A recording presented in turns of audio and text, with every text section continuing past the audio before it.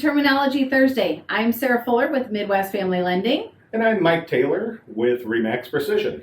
All right, Mike, let's talk about something regarding real estate. What do you got for us today? Well, Holly and I do things a little bit differently sometimes. Okay.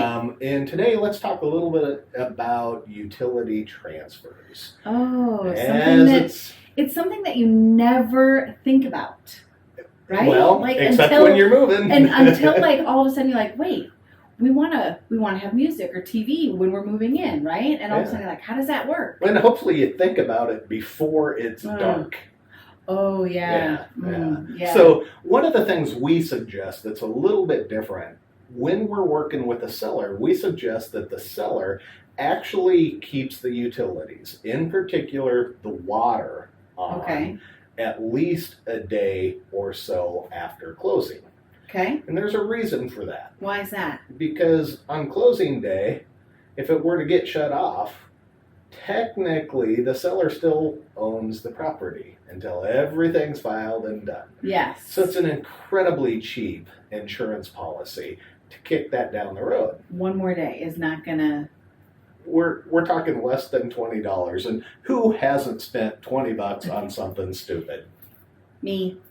Well, hasn't. Hasn't. Oh, no way. Did you see my shop Sorry, face? I was like, wait, what? Just wasted $20 already way over here today. So it's really important, especially with water in older homes, because the stop box, the part that they use to turn water on and off, was installed probably when the house was built. Maybe that was in 1950. Yeah.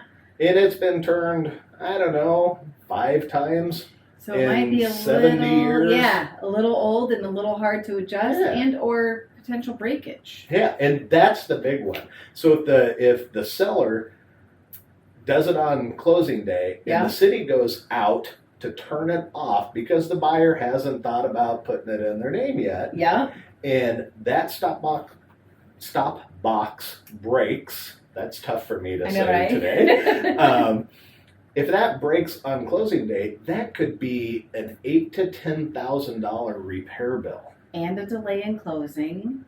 And a whole big pain in the butt. Yeah. Okay? So for less than $20, putting that a day or two out, way better. It much easier. Now, as it starts to get colder, gas and electric and all that stuff, if that were to get turned off, it could lead to frozen pipes. It could lead to all sorts of stuff. A lot of damage.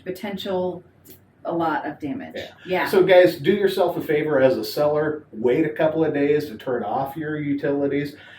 Do yourself as a buyer a huge favor. Remember to call utilities. I was just going to ask, Mike, can you do utility transfers on phone or online, or what's the easiest way to do utility transfers anymore? It all depends on the city. Okay. So like Mid-American and most of the power companies, you can do online, you can call in, you can do whatever.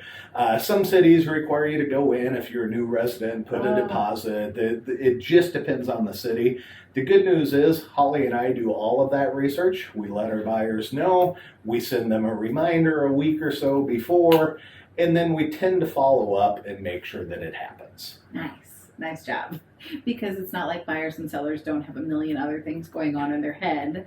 So squirrel. A lot of times there's enough distractions out there that's not their top priority. Right. Lean on Mike and Holly. They'll guide you in the right direction and make sure you guys have power if you need power if you're moving at night, or have water if you need to, I don't know, flush the toilet when you're moving in.